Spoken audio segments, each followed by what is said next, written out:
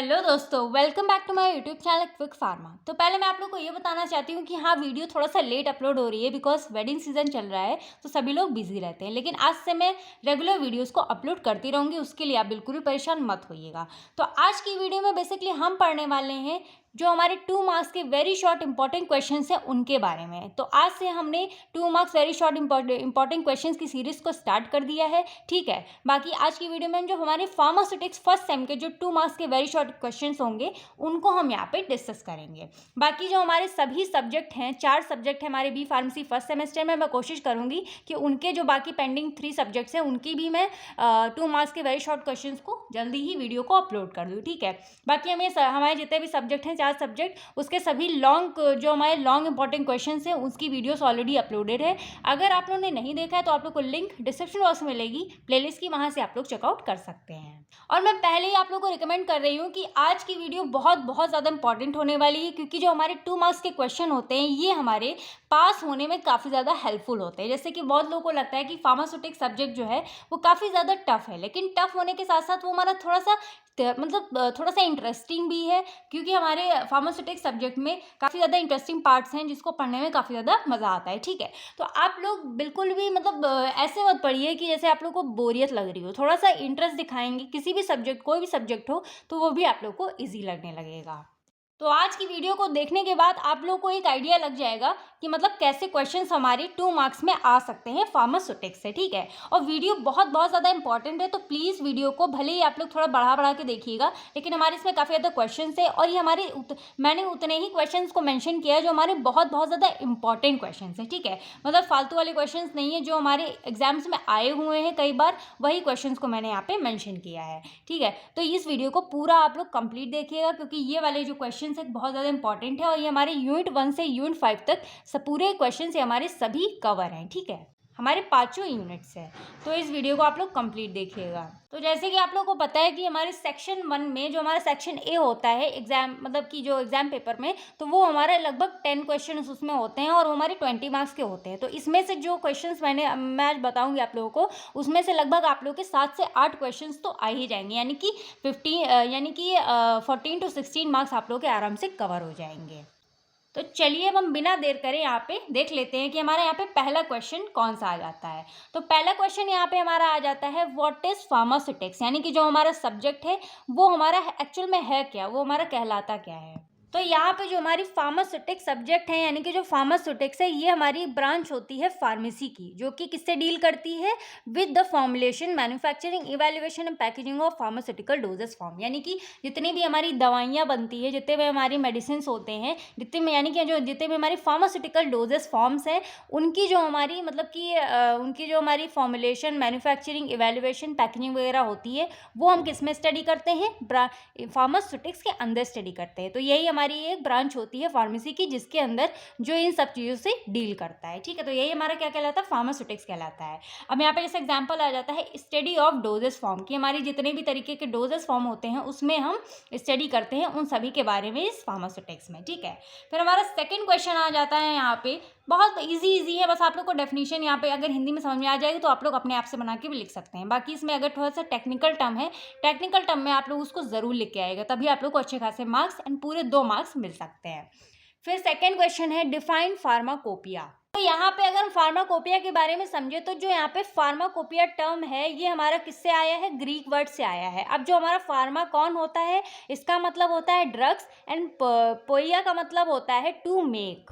तो अब जब इन दोनों वर्ड्स को यहाँ पे जोड़ते हैं तो यहाँ पे मतलब निकल के आता है कि ड्रग्स को हम कैसे बनाएंगे, यानी कि हाउ टू मेक ड्रग्स। तो उसी चीज़ को हम यहाँ पे देखते हैं। फिर आ जाता है, so it can be defined as any formula और standards required to make a drugs. यानी कि फार्माकोपिया एक हमारी स्टैंडर्ड बुक होती है जिसमें हमारे सभी फॉर्मूलाज डिफाइंड होते हैं, यानी कि वो सभी चीज़ें मेंशन होती हैं कि हम किसी भी ड्रग को कैसे बनाएंगे, कैसे प्रिपेयर करेंगे। वो सारी चीज़ें हमारी किस में लिखी होती है, हमारी एक स्टैंडर्ड बुक होती है जिसका नाम होता है फार्माकोपिया। यानी कि किसी भी ड्रग को बनाने के लिए जो हमारे फॉर्मूला हैं, स्टैंडर्ड प्रोसीजर वगैरह हैं, उसमें जो एक्सिपेंट वगैरह हैं, क्या-क्या मिलाएँगे, किस टाइप से ड्रग्स का फॉर्मुलेशन करेंगे, तो उस चीज़ को जितनी भी हमारी सारी चीज़ें मेंशन होती हैं किसमें, स्टैंडर्ड फार्माकोपिया बुक में। तो वही चीज़ यहाँ पे लिखा हुआ है, ठीक है। तो ये डेफिनेशन हो गई सेकंड। फिर हमारा थर्ड यहाँ पे आ जाता है क्वेश्चन, ये भी हमारा मोस्ट इंपॉर्टेंट है, enlist edition of Indian pharmacopoeia. तो हमारी इंडियन फार्माकोपिया में कितने एडिशन है उनके बारे में आप लोग को यहाँ पे लिखना होगा। तो यहाँ पे करेंटली जितने भी हमारे एडिशन है वो हमारे 8 एडिशंस हैं हमारे इंडियन फार्माकोपिया में। तो पहला फार्माकोपिया हमारा फर्स्ट एडिशन जो आया था वो हमारा आया था 1955 में, सेकेंड एडिशन आया था 1966 में, थर्ड एडिशन आया था 1985 में, फोर्थ एडिशन आया था इंडियन फार्माकोपिया का 1996 में, फिफ्थ एडिशन 2007 में आया था, सिक्स एडिशन 2010 में आया था और सेवन्थ एडिशन 2014 में आया था। और जो एट्थ एडिशन है वो हमारा 2018 में आया था। और जो हमारा मतलब इसमें लगभग नाइन्थ वाला एडिशन है वो अभी इसमें शायद ऐड नहीं किया गया है, वो हमारा 2022 में आया था। तो ये हो जाते हैं इंडियन फार्माकोपिया एडिशंस जिस ईयर में हमारे आए हुए हैं। तो आप लोगों को इसमें मतलब इसमें नाम वगैरह नहीं रहता है, जैसे इसमें ये हमारा किस ईयर में लॉन्च हुआ है और कौन सा एडिशन कब आया है, ठीक है। तो बस वही चीज़ आप लोग को यहाँ पे याद करनी है और अगर एग्जाम में क्वेश्चन आता है तो आप लोग को ये लिख के आना है, जितने भी हमारे 8 एडिशन है इनके बारे में, इनका सन और ये हमारे किस ईयर में आए हैं, ये सारी चीज़ें आप लोग को लिखना है। फिर हमारे यहाँ पे फिफ्थ क्वेश्चन आ जाता है, enlist pharmacy as a career. तो हमारा ये वाला जो क्वेश्चन है हमारा कई बार 5 या 7 मार्क्स में भी आ सकता है, ठीक है। तो इसको आप लोग लॉन्ग से ही प्रिपेयर करेंगे तो शॉर्ट भी ऑलरेडी उसमें प्रिपेयर हो ही जाएगा। अब जैसे कि इसमें सिंपली ये क्वेश्चन में पूछा गया है कि फार्मेसी एज अ कैरियर कैसे है, मतलब इसमें हम अपना कैरियर कैसे बना सकते हैं, वही चीज़ें यहाँ पे लिखी हुई हैं। अब जैसे अगर आप लोग फर्स्ट सेमेस्टर में, ठीक है, तो फर्स्ट सेम में बहुत लोग जैसे फैकल्टीज़ वगैरह पूछते हैं कि फार्मेसी एज अ करियर, यानी कि फार्मेसी में आप लोग किस कौन कौन सी फील्ड में जा सकते हैं, उसमें अपना करियर कैसे बना सकते हैं। तो वही सारी चीज़ें आप लोग से क्वेश्चन में पूछ ली जाती है।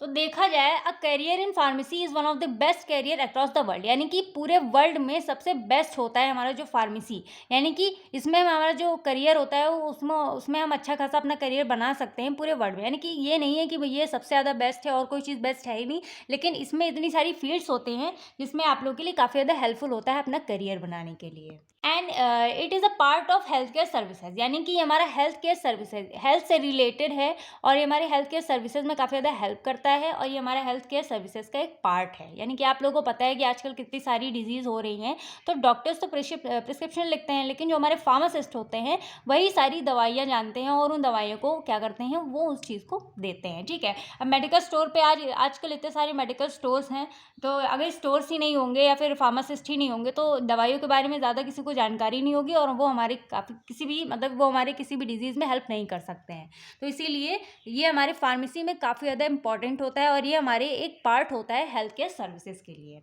And it has a great scope in the field of pharmacy.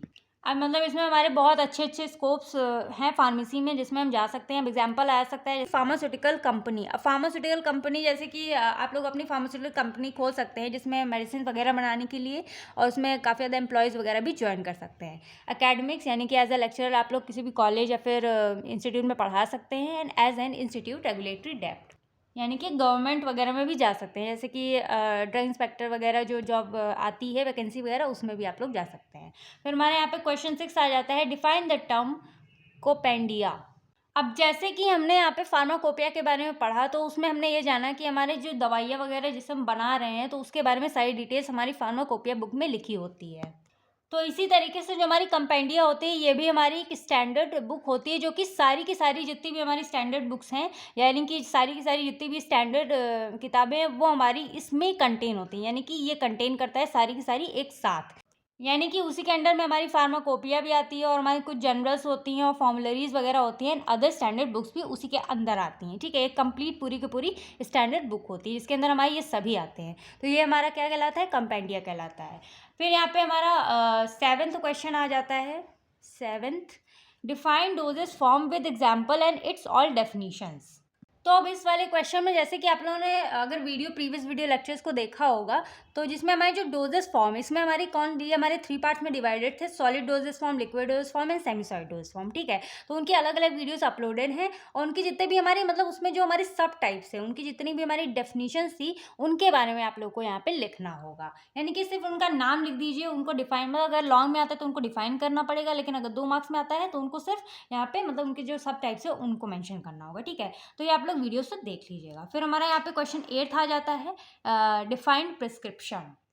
तो प्रिस्क्रिप्शन को देखें तो prescription is a written order from registered medical practitioner और a physician doctor to a pharmacist. तो वैसे तो ये वाला टॉपिक मैंने डिटेल्स में बता रखा है, लेकिन इसका शॉर्ट में आप लोग को समझा देते हैं 2 मार्क्स के पर्पस से, ठीक है। तो यहाँ पे जैसे कि हमारा जो प्रिस्क्रिप्शन, जैसे कि आप लोग जब डॉक्टर को दिखाने जाते हैं, आप लोग को कोई भी मतलब दिक्कत होती है तो डॉक्टर के पास जाते हैं, तो वो एक पर्चा बना के देता है आप लोग को। तो उस जो पर्चा बना के जिसमें सारी दवाइयाँ वगैरह लिखी होती हैं जो आप लोग को खानी है, ठीक है। तो वही हमारा जो पर्चा होता है उसको हम क्या कहते हैं, यहाँ पे प्रिस्क्रिप्शन कहते हैं। तो जो डॉक्टर दवाइयों को प्रिस्क्राइब करते हैं, ठीक है, यहाँ पे मेडिकल प्रैक्टिशनर और फिजिशियन का मतलब होता है जो डॉक्टर होते हैं जो दवा को प्रिस्क्राइब कर रहे हैं, ठीक है। फिर उसके बाद वो क्या करते हैं कि जो फार्मासिस्ट होता है, फार्मासिस्ट क्या करता है, उन दवाइयों को डिस्पेंस करता है, यानी कि वो दवाई देता है आप लोग को। फिर आप लोग उस प्रिस्क्रिप्शन को फार्मासिस्ट के पास जाते हैं, यानी कि मेडिकल स्टोर पर जाते हैं या फिर हॉस्पिटल की फार्मेसी में जाते हैं। तो वहाँ पे आप लोग को फार्मासिस्ट जो होते हैं वो जो पर्ची पे दवाई लिखी होती है उसी हिसाब से दवाइयों को आप लोग को वो डिस्पेंस करते हैं, आप लोग को देते हैं, जिससे कि आप लोग का जो कोई भी दिक्कत है वो आप लोग की मेडिकेट हो जाए, उस पेशेंट को मेडिकेट करने के लिए, यानी कि मेडिकेशन के लिए। तो यहाँ पे डॉक्टर जो है वो यहाँ पे दवाइयों को प्रिस्क्राइब करता है और जो यहाँ पे फार्मासिस्ट है वो दवाइयों को यहाँ पे डिस्पेंस करता है, यानी कि आप लोग को देता है। तो ये वीडियो आप लोग मतलब ये अलग से बनाई हुई है वीडियो, प्रीवियस वीडियो लेक्चर्स में, आप लोग इसको लॉन्ग में भी देख लीजिएगा क्योंकि हमारा ये लॉन्ग में क्वेश्चन आता है कई बार। फिर हमारा यहाँ पे आ जाता है next question, outline the handling of prescription, कि जो प्रिस्क्रिप्शन है उसको हम कैसे हैंडल करेंगे।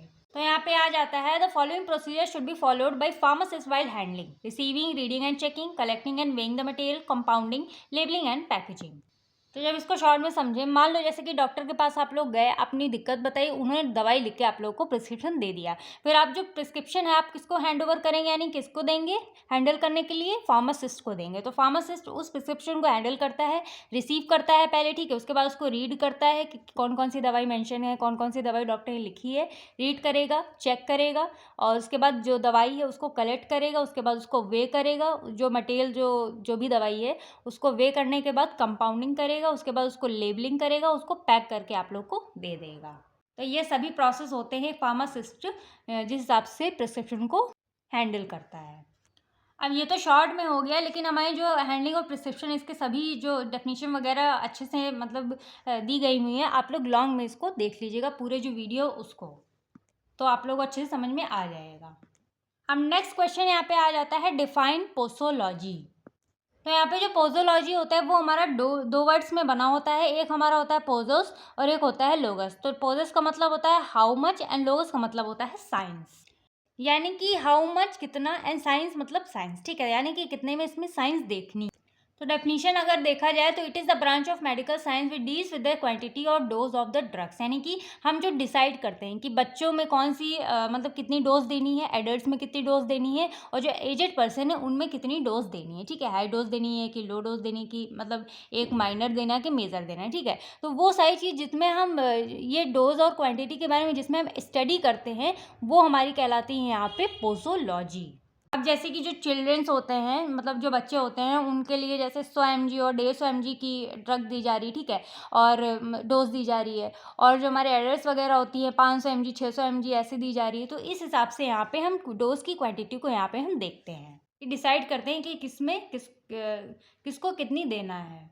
तो ये जो डोज होती है उसकी क्वांटिटी को यहाँ पे हम कैलकुलेट किसके बेस पे करते हैं, पोसोलॉजी के बेस पे करते हैं। जितने भी हमारे क्वेश्चंस हैं सबको मैंने डिटेल्स में लॉन्ग वीडियोस में, मतलब कि जितने भी हमारे प्रीवियस वीडियो लेक्चर्स है उसमें सभी को डिस्कस किया है, अगर आप लोग चाहें तो, क्योंकि हमारे क्वेश्चन ही हमारे लॉन्ग में भी आ सकते हैं, तो लॉन्ग के हिसाब से भी आप लोग इसको पढ़ लीजिएगा। फिर हमारा यहाँ पे आ जाता है 12th क्वेश्चन, डिफाइन आइडियोसेंक्रेसी। तो यहाँ पे जो आइडियोसेंक्रेसी होती है ये हमारी एक एडवर्स ड्रग रिएक्शन होती है, यानी कि आप लोगों ने अगर पढ़ा होगा तो आप लोग को पता होगा। जैसे कि एडवर्स ड्रग रिएक्शन हो गया या फिर साइड इफेक्ट्स हो गया किसी भी ड्रग का, तो वही हमारी क्या कहलाती है, आइडियोसिंक्रेसी कहलाती है। यानी कि अगर कोई भी ड्रग खाई, उसका कोई साइड इफेक्ट हो गया या फिर कोई भी एडवर्स इफेक्ट हो गया, तो वही इसका पार्ट होता है आइडियोसिंक्रेसी का, ठीक है। अब यहाँ पे देखा जाए, it is an unexpected response of a drug in a few individual patients, यानी कि इंडिविजुअल पेशेंट यानी किसी किसी में, सब में नहीं होता है, किसी किसी में अनएक्सपेक्टेड रिस्पॉन्स देखने को मिलता है ड्रग का। जैसे कि आप लोगों ने पेट दर्द की दवाई खाई, ठीक है, वो पेट दर्द तो मतलब ठीक कर रहा है, लेकिन उसका एक साइड इफेक्ट है, आपको सर दर्द होने लगा उसकी वजह से, ठीक है। तो ये हमारा क्या कहलाता है, अनएक्सपेक्टेड रिस्पॉन्स होता है, कि हमको पता नहीं होता है कि ये ड्रग खाने के बाद ऐसा रिस्पॉन्स हमको मिल सकता है, वो हमारा अनएक्सपेक्टेड होता है किसी किसी पेशेंट्स में। अब यहाँ पे जैसे आ जाता है, सम पेशेंट्स में produce abnormal reaction of the drug eight normal dose, यानी कि किसी भी पेशेंट ने यहाँ पे ड्रग खाया, नॉर्मल डोज ली, लेकिन उसका क्या हुआ, एबनॉर्मल उसको रिएक्शन हो गया, ठीक है। अब एग्जाम्पल आ जाता है, इन सम पेशेंट एस्प्रिन में कॉज एस्थमा। अब एस्प्रिन जो होती है वो हमारे हेडेक में काम आती है, ठीक है, लेकिन यहाँ पे जो एस्प्रिन है, आप किसी भी पेशेंट ने खाया, अस्थमा वाली प्रॉब्लम हो गई या फिर उसका साइड इफेक्ट देखने को हमको मिल गया, तो वही चीज़ हमारी क्या कहलाती है, आइडियोसिंक्रेसी कहलाती है। फिर हमारे यहाँ पे 13th क्वेश्चन आ जाता है, डिफाइन क्लर्क्स फॉर्मूला। अब जहाँ पे क्लर्क्स फॉर्मूला है, ये बच्चों यानी कि जो पेडियाट्रिक डोज होते हैं उसको कैलकुलेट करता है, लेकिन उनके बॉडी के वेट के हिसाब से। तो यहाँ पे बॉडी के मतलब जो बच्चा है वो उसके बॉडी के वेट के हिसाब से यहाँ पे डोज को कैलकुलेट किया जाता है। इसका फॉर्मूला आ जाता है, dose for the child is equal to child's weight in kg upon 70 multiplied by adult dose, यानी कि बच्चे का वजन केजी में कितना है, अपॉन 70, एंड एडल्ट डोज से इसको हम क्या करेंगे, मल्टीप्लाई कर देंगे। यानी कि जो चाइल्ड का वेट होगा केजी में वो यहाँ पे फिट करेंगे, और यहाँ पे जो एडल्ट डोज होगा वो यहाँ पे रखेंगे, इन दोनों को मल्टीप्लाई करेंगे, इससे डिवाइड करेंगे, जो भी मतलब कि आंसर निकल के आएगा वो हो जाएगी यहाँ पे according to the body weight paediatric dose, ठीक है। इस हिसाब से इसको हम कैलकुलेट कर सकते हैं। ये हो जाता है हमारा क्लर्क्स फॉर्मूला। फिर हमारा यहाँ पे 14th क्वेश्चन आ जाता है, डिफाइन वेटरनरी डोजेस। अब जैसे कि क्लर्क्स फॉर्मूला में हमने यहाँ पे चिल्ड्रंस की डोज के बारे में पढ़ ली, लेकिन यहाँ पे जो वेटरनरी डोजेस होती हैं ये डिसाइड करती है डोजेस किसके लिए, एनिमल्स के लिए, यानी कि these are those doses which are decided for animals, these are also depends upon all factors and as compare to human beings. यानी कि एनिमल्स के लिए कितनी डोज हम यहाँ पे डिसाइड कर रहे हैं वो हमारे यहाँ पे हो जाता है वेटरनरी डोजेस, एंड ये हमारे सभी फैक्टर्स पर डिपेंड करता है, ठीक है। और यहाँ पे जैसे हमारे ह्यूमन बीइंग में हो रहा था, अब ये जो एनिमल्स में जो डोज दी जाती है वो हायर डोज दी जाती है। जैसे आप लोगों ने देखा होगा गांव वगैरह में जो बफेलो वगैरह होती हैं, काऊ वगैरह होती है, तो उनको बड़े बड़े इंजेक्शंस लगते हैं, तो उनको हाई डोज दी जाती है, ठीक है, क्योंकि अगर इतनी उनका इतना बड़ा शरीर होता है तो हाई डोज अगर नहीं देंगे तो उन पर क्या ही असर होगा। छोटे से इंजेक्शन से कोई असर नहीं होता, उनको बड़ी बड़ी दवाइयाँ हाई डोज दी जाती, ठीक है। And due to their high surface area and weight, बस वही लिखा हुआ है कि उनका जो सरफेस एरिया होता है, बॉडी का जो वेट होता है वो बहुत ज़्यादा होता है, बहुत हैवी होती हैं, इसकी वजह से उनको हायर डोज दी जाती है। तो ये हमारी हो जाती है वेटरनरी डोजेज। जो अब यहाँ पे हमारा 15 क्वेश्चन आ जाता है, डिफरेंस बिटवीन सैनरिज्म एंड एंटागोनिज्म। यहाँ पे सैनरिज्म एंड एंटागोनिज्म के बीच में क्या डिफरेंस है उस चीज़ को यहाँ पे हम देखेंगे। अब मान लो इसको समझने के लिए सैनरिज्म एंड एंटागोनिज्म को, अब जैसे कि हमारी एक ए ड्रग है और एक बी ड्रग है, ठीक है। अब जैसे कि बहुत लोग होते हैं जैसे कहते हैं कि अलग अलग एक एक टाइम पे हम दवा खाएंगे, लेकिन अब मान लो जैसे कि किसी का मन हुआ कि उसने दोनों को मिक्स करके एक साथ ही दोनों दवाइयों को ले लिया। यहाँ पे जो हम सैनरिज्म को समझे, when the potential action of drug is increase by combination of 2 और मोर ड्रग्स, यानी कि जो हमने यहाँ पे ए और बी को मिला के जो ड्रग हमने दोनों एक साथ कॉम्बिनेशन में ली है, तो यहाँ पे जो उसका जो ड्रग का पोटेंसी है, हमारी जो पोटेंसी ऑफ एक्शन है हमारी ड्रग का, वो हमारी बॉडी में कॉम्बिनेशन में लेने की वजह से वो इंक्रीज हो जाएगा, मतलब उसकी पोटेंसी जो होगी, वो जो एक्शन होगा ड्रग का, वो हमारी बॉडी में ज़्यादा देखने को मिलेगा, ठीक है। अब यहाँ पे एग्जाम्पल आ जाता है एफेड्राइन एड्रेनलिन, ठीक है। तो यहाँ पे हमारे जब सिनरिज्म में जब हम कॉम्बिनेशन में ड्रग लेते हैं, एक से ज़्यादा ड्रग लेते हैं एक साथ, तो यहाँ पे जो ड्रग का एक्शन होता है वो हमारी बॉडी में इंक्रीज हो जाता है, ज़्यादा देखने को मिलता है। अब एंटागोनिज्म में क्या है, when the potential action of one drug is decrease by another drug. अब यहाँ पे उल्टा होता है, इसमें क्या हो रहा था, कॉम्बिनेशन में ड्रग ले रहे थे तो यहाँ पे जो ड्रग का एक्शन था वो हमारी बॉडी में इंक्रीज हो रहा था, बढ़ के मिल रहा था। एंटागोनिज्म में उल्टा है, अगर यहाँ पे हम कॉम्बिनेशन में ड्रग लेते हैं तो जो दोनों ड्रग हैं वो एक दूसरे के एक्शन को यहाँ पे डिक्रीज कर देंगे, ठीक है। तो ये होता है हमारे यहाँ पे एंटागोनिज्म। अब एग्जाम्पल आ जाता है हिस्टामिन एंड एड्रेनलिन। अब यहाँ पे हमारा क्वेश्चन 16 था जाता है, डिफाइन एलिगेशन मेथड। अब जो एलिगेशन मेथड है इसको आप लोग को लॉन्ग में समझेंगे तब ज़्यादा ही आप लोग के लिए बेनिफिशियल होगा, क्योंकि अगर लॉन्ग में कोई भी क्वेश्चन तैयार कर रहे हैं तो शॉर्ट में तो उसका ऑलरेडी तैयार ही हो जाएगा। तो it is a method which is use to find the amount of each ingredients needed to make a mix of a given quantity. यानी कि जितने भी हमारे इंग्रेडिएंट्स हैं जो हम मिक्सिंग में यूज़ कर रहे हैं उसकी क्वांटिटी को यहाँ पे हम क्या करते हैं, अमाउंट को यहाँ पे हम फाइंड करते हैं, मेज़र करते हैं। अब जैसे कोई भी हमारा मिक्सचर है, ठीक है, उसमें हमने जितने भी इंग्रेडिएंट्स लिए हैं, ठीक है, तो उसकी यहाँ पे मतलब ईच जितने भी ईच इंग्रेडिएंट है, एक एक इंग्रेडिएंट का हमको यहाँ पे मतलब कि क्वांटिटी चेक करना है। तो उसको हम किस मेथड से चेक करते हैं, एलिगेशन मेथड से चेक करते हैं। अब इस पर न्यूमेरिकल वगैरह आते हैं तो आप लोग इसको लॉन्ग में पढ़ेंगे तो ज़्यादा आप लोग के लिए सही होगा। अब मोस्ट इंपॉर्टेंट क्वेश्चन 17 आ जाता है, डिफाइन आइसोटोनिक सोल्यूशन। तो ये वाला क्वेश्चन हमारा लॉन्ग में भी आता है 10 मार्क्स में, तो ये हमारा इंपॉर्टेंट भी है 10 मार्क्स के अकॉर्डिंगली, तो इसको आप लोग लॉन्ग में ही तैयार करिएगा, ठीक है। बाकी इसको हम डिफाइन कर देते हैं, these are those solution which contain solute concentration as same as 0.9% solution of NaCl। अब जैसे कि कोई भी सोल्यूशन जब हम प्रिपेयर करते हैं तो उसमें हमारी दो चीज़ होती हैं, एक सॉल्वेंट होता है, एक सोल्यूट होता है। तो जो हमारे सोल्यूशन में जो सोल्यूट प्रेजेंट है उसका अमाउंट हमारा कितना होना चाहिए, 0.9% NaCl के बराबर होना चाहिए। तो अब कोई भी सोल्यूशन है तो वो हमारा 0.9% NaCl के बराबर होना चाहिए, तो वो हमारा क्या कहलाता है, आइसोटोनिक सोल्यूशन कहलाता है। अब आइसोटोनिक सोल्यूशन क्यों कहलाता है, बिकॉज हमारा जो ब्लड है, यानी कि हमारी बॉडी का जो ब्लड है उसका जो मतलब कि जो उसकी कंसेंट्रेशन होती है वो भी हमारे 0.9% NaCl के बराबर होती है। तो अगर कोई भी जैसे इंजेक्शन वगैरह हम ले रहे हैं, जैसे कोई भी ग्लूकोज वगैरह चढ़ रहा है हमारी बॉडी में जा रहा है, ठीक है, तो वो उसका जो सोल्यूशन है उसका भी कंसंट्रेशन 0.9% NaCl के बराबर ही होना चाहिए, क्योंकि हमारे ब्लड का और सोल्यूशन का कंसंट्रेशन सेम होना चाहिए। अगर सेम नहीं होगा, यहाँ पे अगर कम ज़्यादा होगा, अगर सोल्यूशन का मतलब कि जो सोल्यूशन का कंसंट्रेशन अगर ब्लड के कंसंट्रेशन से मैच नहीं करेगा तो हमको इरिटेशन वगैरह और काफ़ी प्रॉब्लम कॉज हो सकती है। इसीलिए कंसंट्रेशन सेम होना चाहिए हमारे ब्लड से, किसी भी सोल्यूशन की कंसंट्रेशन से, ठीक है। फिर यहाँ पे हमारा 18th क्वेश्चन आ जाता है, डिफाइन हाइग्रोस्कोपिक पाउडर्स। अब वर्ड से समझें तो जो हमारा हाइग्रो या फिर हाइड्रो होता है ये हमारा वाटर से रिलेटेड होता है। तो ये जो हाइग्रोस्कोपिक पाउडर्स है इसको हम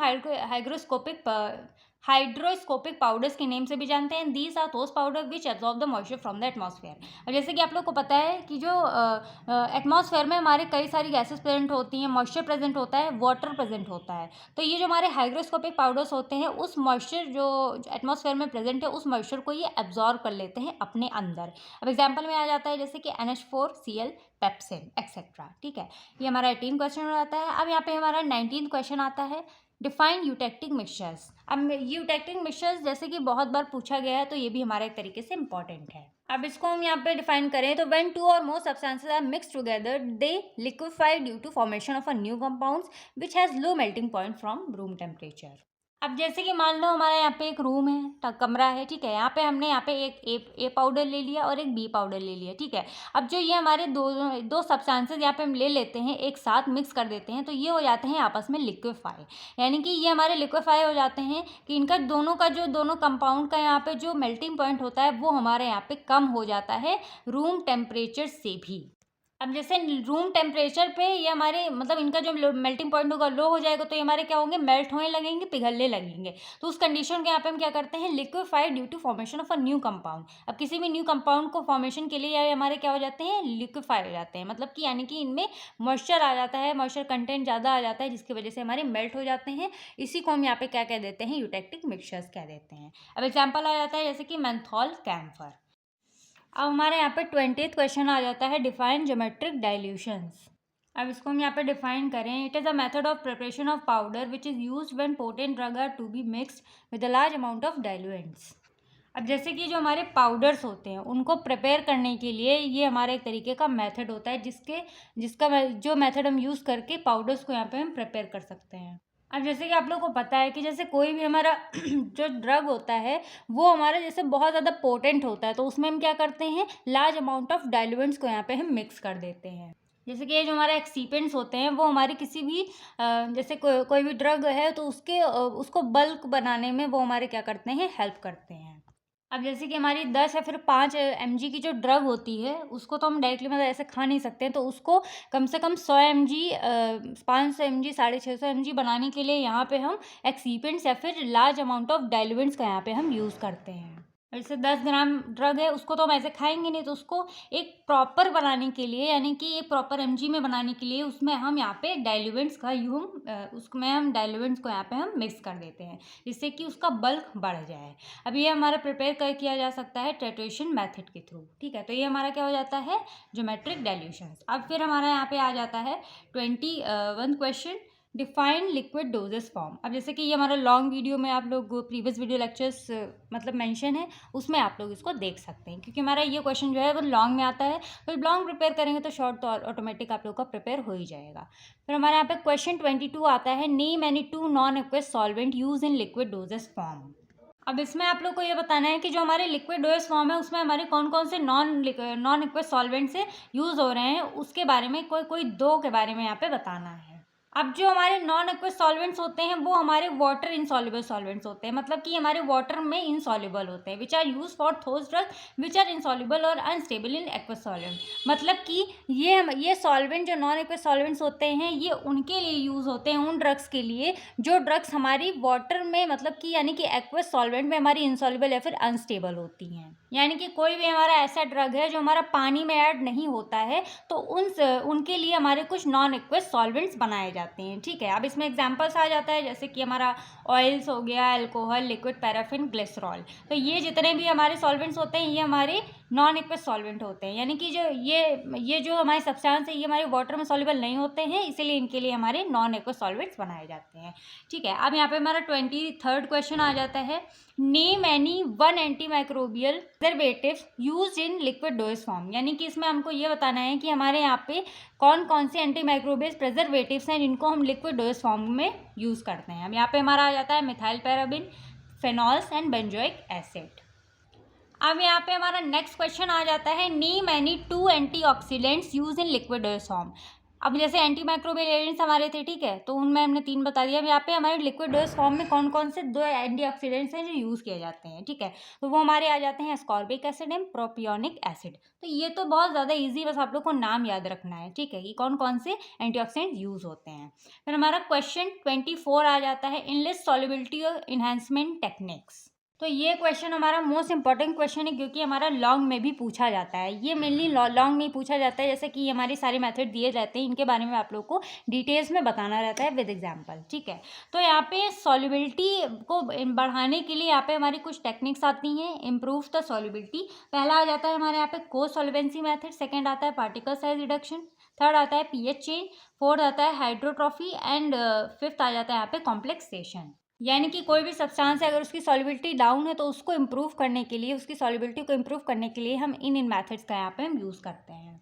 अब पहला यहाँ पे आ जाता है को सॉल्वेंसी मेथड। जैसे कि यहाँ पे हमारा कोई भी सोल्यूशन होता है, ठीक है, तो वहाँ पे हमारा जो एक सॉल्वेंट में कोई भी ड्रग है वो नहीं मिक्स हो रही है, तो यहाँ पे हम को सॉल्वेंसी, यानी कि यहाँ पे हम को सॉल्वेंट का यूज़ करते हैं जिसमें कि जो सोल्यूट है वो अच्छे से हमारा मिक्स हो जाए। फिर यहाँ पे आ जाता है पार्टिकल साइज रिडक्शन, यानी कि जब हम पार्टिकल साइज़ को छोटा कर देंगे तो वो हमारे अच्छे से सॉल्युबल हो जाते हैं, जिसकी वजह से यहाँ पे सॉल्युबिलिटी इन्हांस हो जाती है उस मटेरियल की। फिर हमारे यहाँ पे आ जाता है पीएच चेंज, पीएच को चेंज करके यहाँ पे हम फेवरेबल कंडीशन बना सकते हैं। फिर हमारे यहाँ पे आ जाता है हाइड्रोट्रॉफी, यानी कि यहाँ हम वाटर का यूज़ कर लेते हैं। कॉम्प्लेक्सेशन, जैसे कॉम्प्लेक्सेशन का भी यूज़ करके यहाँ पे हम कॉम्प्लेक्स फॉर्म करके यहाँ पे हम उस सॉल्यूशन की वहाँ पे हम उसकी सॉल्युबिलिटी को इम्प्रूव कर सकते हैं, ठीक है। तो ये हमारे हो जाते हैं कुछ सॉल्युबिलिटी एनहांसमेंट टेक्निक्स। फिर हमारे यहाँ पे क्वेश्चन 25 आ जाता है, डिफाइन मोनोफेजिक। अब ये पूरा का पूरा जो हमारा डोजेस फॉर्म वाला जो डोजेस फॉर्म वाली यूनिट है वो अगर पूरी कंप्लीट पढ़ लेंगे तो जितने भी हमारे क्वेश्चन दिए गए हैं ये हमारे आप लोग के पूरे अच्छे से कवर हो जाएंगे। फिर हमारा 26 क्वेश्चन आ जाता है, define suspension emulsion with example.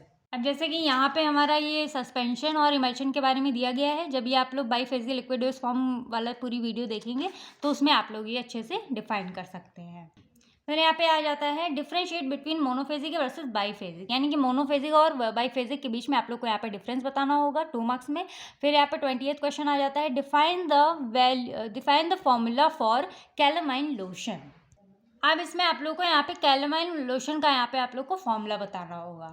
अब पहले सिंपली इसको डिफाइन करें तो it is a lotion which is use to relieve the itching pain and discomfort of minor skin irritation. यानी कि अगर हमारी स्किन पे कोई भी ऐसे इचिंग वगैरह होती है, खुजली टाइप होती है, फिर पेन होता है, डिस्कम्फर्ट ऑफ माइनस के कोई भी इरिटेशन हो जाए, तो यहाँ पे हम कैलामाइन लोशन का यहाँ पे हम यूज़ करते हैं। अब कैलामाइन लोशन के लिए यहाँ पे कौन कौन से इंग्रेडिएंट्स एंड फॉर्मूला होते हैं, चलिए ये देख लेते हैं। तो यहाँ पे हम कैलामाइन ले लेते हैं 150 ग्राम, जिंक ऑक्साइड लेते हैं 50 ग्राम, बेंटोनॉइड 30 ग्राम, सोडियम सिट्रेट 5 ग्राम और लिक्विफाइड फिनॉल 5 ग्राम, सॉरी 5 ml। तो ये सभी इंग्रेडिएंट्स को यूज़ करते हैं हम कैलामाइन लोशन को बनाने के लिए। बाकी इसमें हम प्यूरिफाइड वाटर ऐड करते हैं and freshly boiled and cooled sufficient to produce 1000 ml। यानी कि इसमें जो हम प्यूरिफाइड वाटर हम ऐड करते हैं तो इसको हम 1000 ml तक यहाँ पे हम इसको बढ़ा देते हैं, बना देते हैं। फिर हमारे 1000 ml तक जब बढ़ जाएगा तो ये हमारा पूरा का पूरा कैलामाइन लोशन जो होता है वो बन के तैयार हो जाता है। तो ये हमारा हो जाता है इसका फॉर्मूला कि हम इसमें कौन कौन से इंग्रेडिएंट्स को यूज़ कर रहे हैं कैलामाइन लोशन को प्रिपेयर करने के लिए। अब यहाँ पे हमारा क्वेश्चन 29 आ जाता है, differentiate between flocculated and deflocculated suspension. तो इनका डिफरेंस मतलब लॉन्ग में आ जाता है, तो चलिए इसको भी हम समझ लेते हैं यहाँ पे, ठीक है। तो यहाँ पे जो हम डिफरेंस देखते हैं इन दोनों के, तो फ्लॉकुलेटेड डीफ्लॉकुलेटेड, अगर आप लोग को फ्लॉकुलेटेड वाला समझ में आ जाएगा तो आप लोग डीफ्लॉकुलेटेड को या फिर नॉन फ्लॉकुलेटेड को अपने आप से बना के लिख सकते हैं।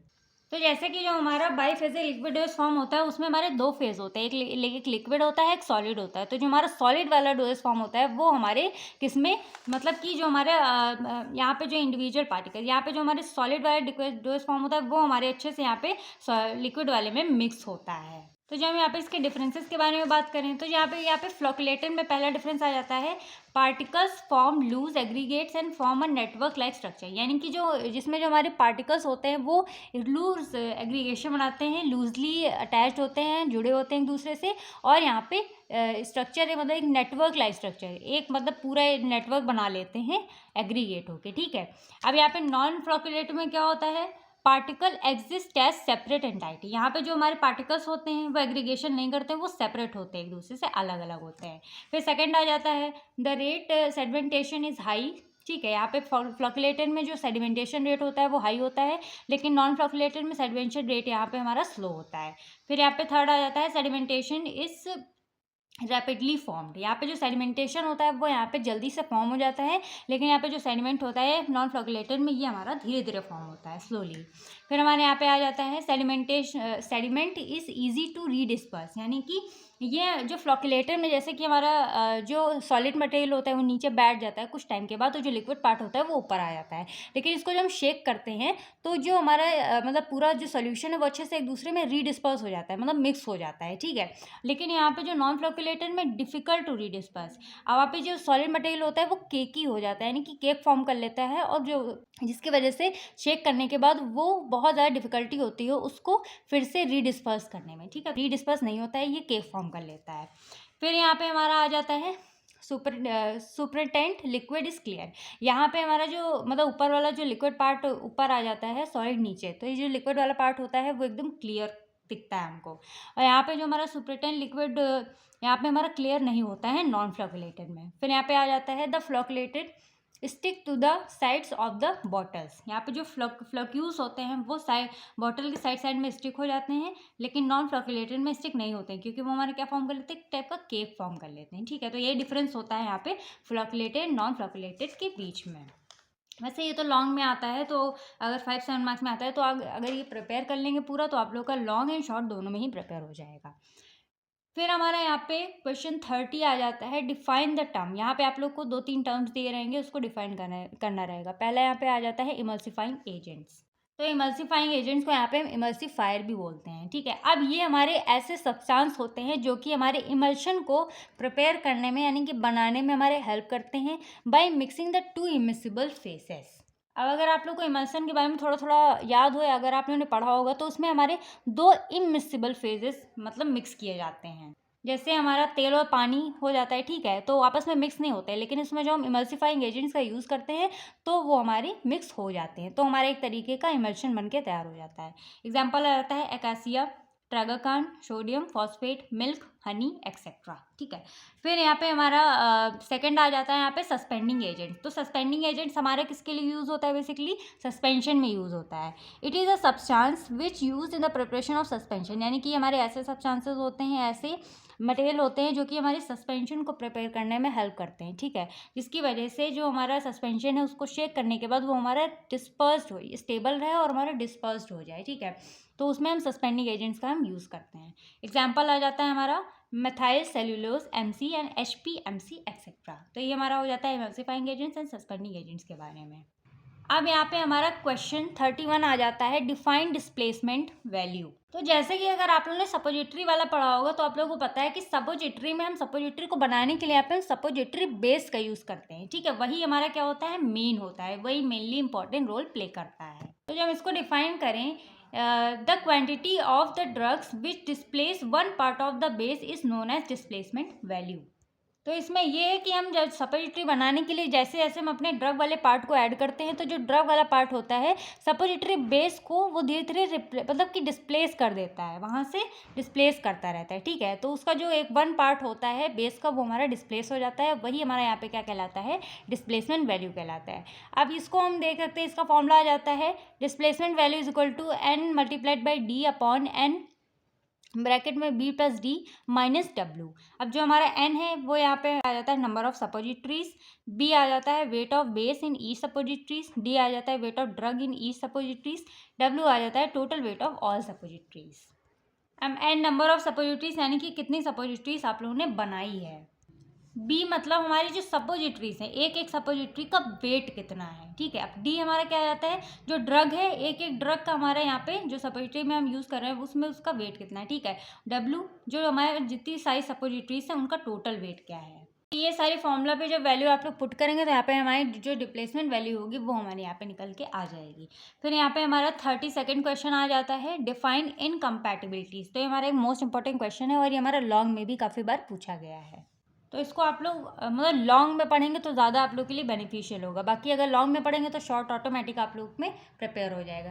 बाकी इसको हम डिफाइन करें तो it is a interaction which occurs when two और more substances are mixed together. तो मतलब कि जो इनकम्पैटिबिलिटी एक तरीके का इंटरेक्शन है वो तब होती है जब हम किसी भी सब्सटेंस यानी कि दो या फिर दो से ज़्यादा सब्सटेंस को आपस में एक दूसरे में मिला देते हैं। जैसे ड्रग इंटरेक्शन में होता है कि हम जब यहाँ पे दो एक साथ ड्रग लेते हैं, कॉम्बिनेशन में ड्रग लेते हैं, तो या तो हमारी बॉडी में इन दोनों ड्रग्स का इंटरेक्शन जो मतलब कि जो एक्शन होगा वो हमारी बॉडी में बढ़ जाएगा, या फिर दोनों ही ड्रग का जो एक्शन होगा वो हमारी बॉडी में घट जाएगा, यानी कि कम हो जाएगा, असर ही नहीं दिखाएगा। तो इसी को यहाँ पे इनकम्पैटिबिलिटी बोल देते हैं, यानी कि जब यहाँ पे हम दो या फिर दो से ज़्यादा सब्सटेंसेस को एक साथ मिक्स कर देते हैं तो ये हमें एक तरीके का अनडिज़ायरेबल प्रोडक्ट हमको देता है, जिसके मतलब कि जिसमें क्या इफेक्ट हो सकता है, उसकी safety, efficacy and appearance of the pharmaceutical preparation को अफेक्ट कर सकता है। ठीक है, तो ये हमारा हो जाता है इनकम्पैटिबिलिटी के बारे में। अब यहाँ पे एग्जांपल जैसे आ गया, A ड्रग है B ड्रग है, ठीक है, अब आपस में मिला लिया, ठीक है, इसको खाया तो ये हमारा क्या दे रहा है, एक अनडिज़ायरेबल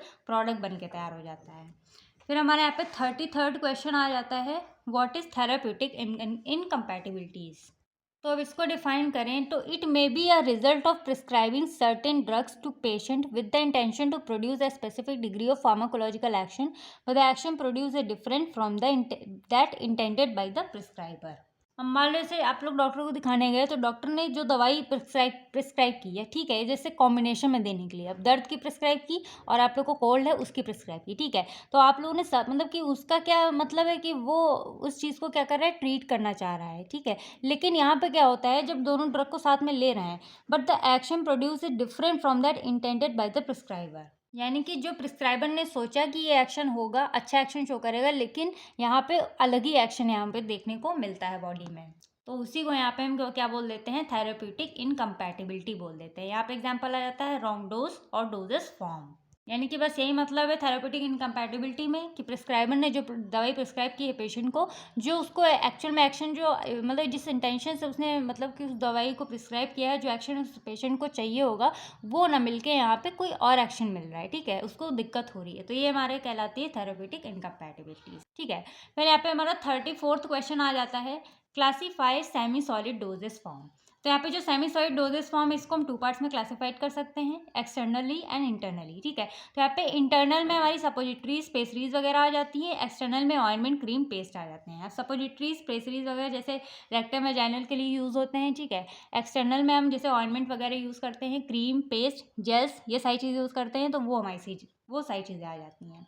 फिर हमारे यहाँ पे 35th क्वेश्चन आ जाता है, name any 2 examples of gelling agents, यानी में जेलिंग एजेंट्स में हम 2 एग्जांपल्स को यहाँ पे हम देखेंगे।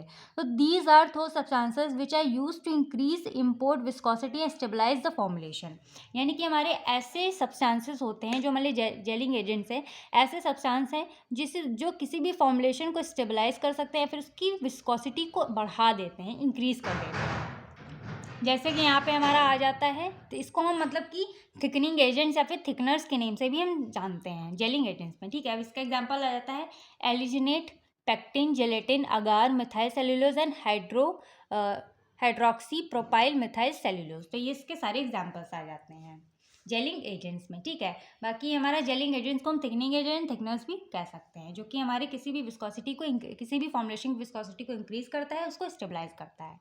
अब यहाँ पे हमारा 36 क्वेश्चन आ जाता है, name any 2 evaluation parameters of semi solid doses form. अब इनको डिटेल्स में आप लोग खुद पढ़ लीजिएगा, बाकी इसको हम शॉर्ट में बता रहे हैं 2 मार्क्स के अकॉर्डिंग। तो यहाँ पे हमारे मतलब कोई दो हमारे पैरामीटर्स बताने हैं जो कि हमारे सेमी सॉलिड डोज फॉर्म को इवेलुएट करने में यूज़ होते हैं, ठीक है। अब यहाँ पे हमारे कई सारे वेरियस फैक्टर्स आ जाते हैं जो कि हमारे यूज़ होते हैं सेमी सॉलिड डोजेस फॉर्म या फिर ऑइंटमेंट्स को इवेल्युएट करने के लिए। पहला आ जाता है rate of release of medicament, यानी कि कोई भी हमारी जो semi solid doses form preparation है, यानी कि कोई भी ऑइंटमेंट वगैरह बना है, क्रीम बनी है, तो उसको हम स्किन पे जो अप्लाई कर रहे हैं, तो उसके अंदर जो हमारे ऑइंटमेंट के अंदर जो हमारी ड्रग है, ठीक है, वो मतलब कि वो कितनी देर में अप्लाई करने के बाद उसके जो अंदर जो ड्रग है वो कितनी देर में रिलीज हो रही है हमारे ब्लड के अंदर, ठीक है। तो उस रेट को यहाँ पे हम इवेलुएट करते हैं कितने टाइम में होती है। सेकंड आ जाता है absorption of medicament in blood, यानी कि हम जैसे स्किन पे अप्लाई करते हैं उस मेडिसिन या फिर ऑइंटमेंट को, उस ड्रग या फिर ऑइंटमेंट को, उसके बाद हम देखते हैं कि वो हमारे 10 मिनट में, 15 मिनट में, कितनी देर में वो जो मतलब ऑइंटमेंट है वो हमारे ब्लड के अंदर एब्जॉर्ब होती है। उस टाइम को यहाँ पे हम इवेलुएट करते हैं उस चीज़ को। फिर हमारे आ जाता है यहाँ पे कंटेंट यूनिफॉर्मिटी ऑफ ड्रग, यानी कि जो हम ऑइंटमेंट वगैरह प्रिपेयर कर रहे हैं तो उसकी जो कंटेंट है, ठीक है, वो हमारे कितना है, मतलब एकदम सेम होना चाहिए, यूनिफॉर्म होना चाहिए, तभी तो अपना वो इफेक्ट शो करेगा। फिर हमारे यहाँ पे आ जाता है रियोलॉजिकल प्रॉपर्टीज़ को हम देखते हैं, यहाँ पे इवेलुएट करते हैं। नॉन इरिटेंसी, यानी कि यहाँ पे हम 21 डेज तक इस चीज़ को हम चेक करते हैं, जैसे कोई भी प्रिपरेशन हो अच्छे से प्रिपेयर हो गई, उसके बाद हम इसको स्किन पे अप्लाई करते हैं, उसके बाद हम चेक करते हैं 21 दिन तक कि वो उसमें कोई भी वुंड वगैरह तो नहीं है, या फिर मतलब कि इरिटेशन कॉज तो नहीं हो रही, स्वेलिंग वगैरह तो नहीं हो रही है। अगर नहीं हो रही है, इट मीन्स हमारा जो ऑइंटमेंट या फिर प्रिपरेशन है, सेमी सॉलिड प्रिपरेशन, वो हमारी पास है, ठीक है। तो इस तरीके से यहाँ पे हम सेमी सॉलिड डोज फॉर्म को यहाँ पे हम देख लेते हैं। तो आई होप आप लोगों को सारे क्वेश्चंस बहुत ही ईजी हैं, ठीक है। अगर आप लोग लॉन्ग वाले प्रिपेयर करेंगे तो शॉर्ट ऑटोमेटिक प्रिपेयर हो जाएंगे। तो आई होप आप लोगों को सारे क्वेश्चन समझ में आ गए होंगे। अगर इन क्वेश्चंस में कोई भी डाउट होता है आप लोग कमेंट सेक्शन में पूछ सकते हैं, ठीक है। बाकी आप लोग एग्जाम की प्रिपरेशन अच्छे से करिए, और ये हमारे फार्मास्यूटिक्स के सबसे मेन वाले क्वेश्चन है जो हमने आप लोग को यहाँ पर बताए हैं। बाकी कोशिश यही रहेगी कि बहुत ही जल्द बाकी जो पेंडिंग सब्जेक्ट्स हैं उनके भी हमारे क्वेश्चंस बहुत जल्दी आ जाए, वेरी शॉर्ट जो 2 मार्क्स के हैं, ठीक है। तो मिलते हैं नेक्स्ट वीडियो में नेक्स्ट टॉपिक के साथ। तब तक के लिए do like, share, comment and subscribe to my YouTube channel Quick Pharma. बाकी आप लोग को यहाँ पे एक डेफिनेशन बतानी है, व्हाट इज़ फार्मेसी, ठीक है। तो इसकी डेफिनेशन आप लोग कॉमेंट सेक्शन में लिख के बताइएगा। तो आप लोग इस वीडियो को ज़्यादा से ज़्यादा शेयर करिए, लाइक करिए, ठीक है, और कॉमेंट करिए, और मेरे चैनल को सब्सक्राइब करिए।